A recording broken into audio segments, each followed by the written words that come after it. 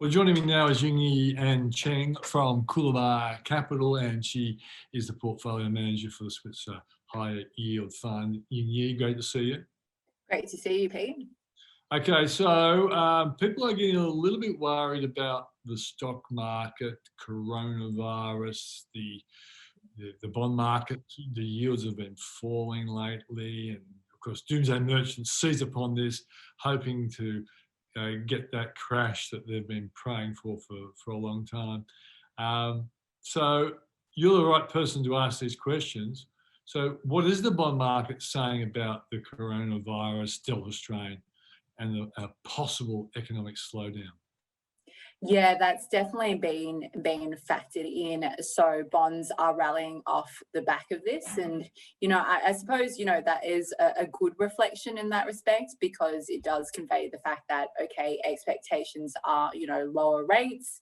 And, that's because we need to put in some sort of a similar, well, at least the RBA needs to put in some sort of a stimulatory sort of a measure in order to support the economy while we're going through lockdown. And obviously the implications of both, the New South Wales and Victorian lockdowns have, profound sort of impacts on economic growth and GDP.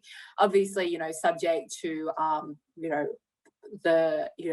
suppose the economy reopening again. Obviously, we shall get a bounce back, but that's not something that's probably expected until earliest at the end of the year in the last quarter.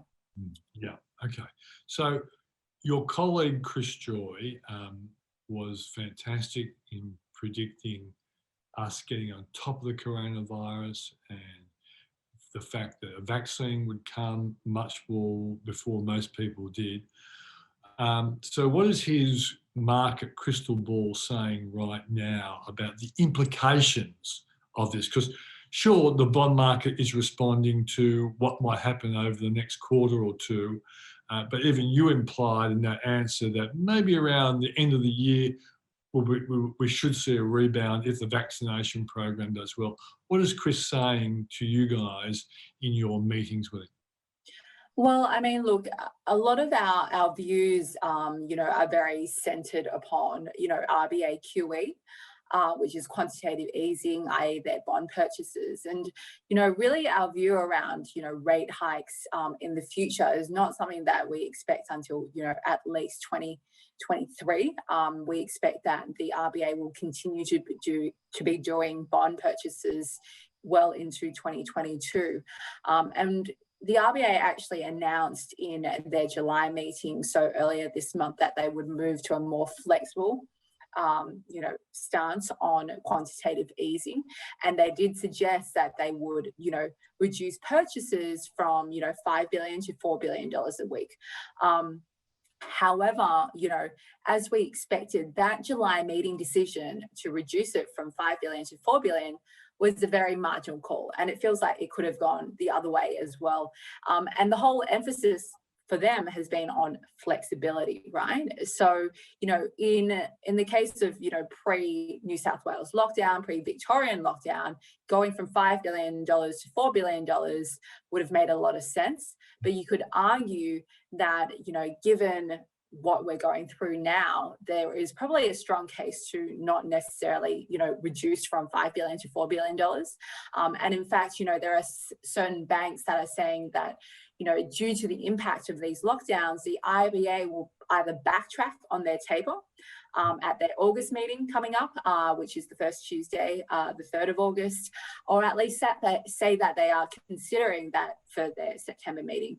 So, Westpac has come out today, for example. They're suggesting that the RBA may actually announce an increase in bond purchases to $6 billion per week to provide additional monetary stimulus, while large parts of the economy are frozen. So, I would say that we agree that this is a possibility, as is the RBA deciding to increase the proportion of state government bonds that they are buying relative to the Commonwealth government bonds, for example.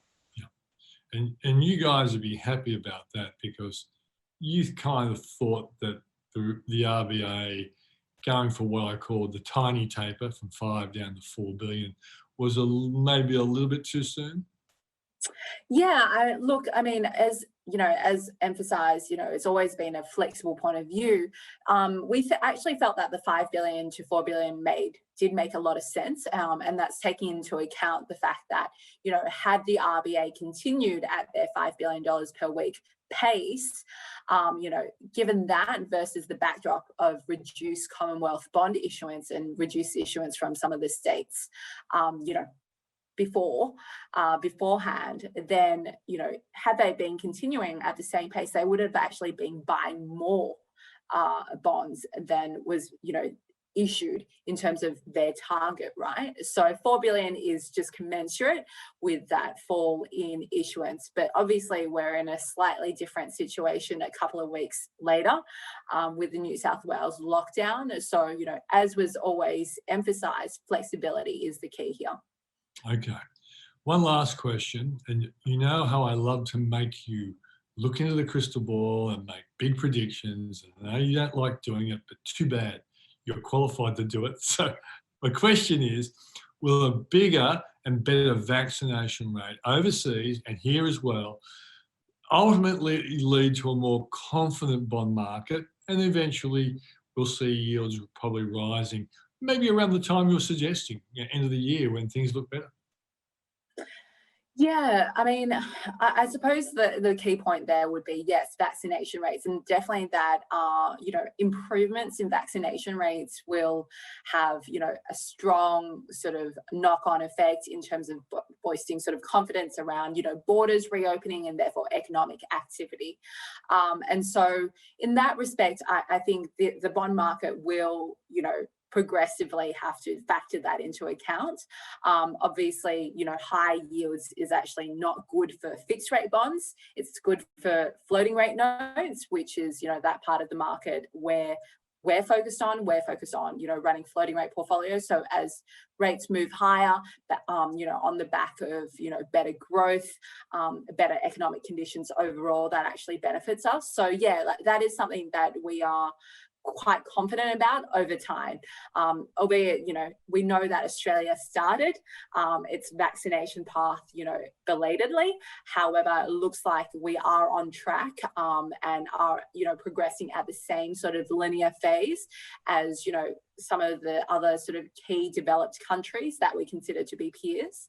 And so, our house view is that eventually borders will reopen in Q2 next year following, a possible election in March. And that's off the back of, Australia reaching herd immunity in January or February next year. Great stuff. Ying Yi, thanks for joining us. Thanks, Pete.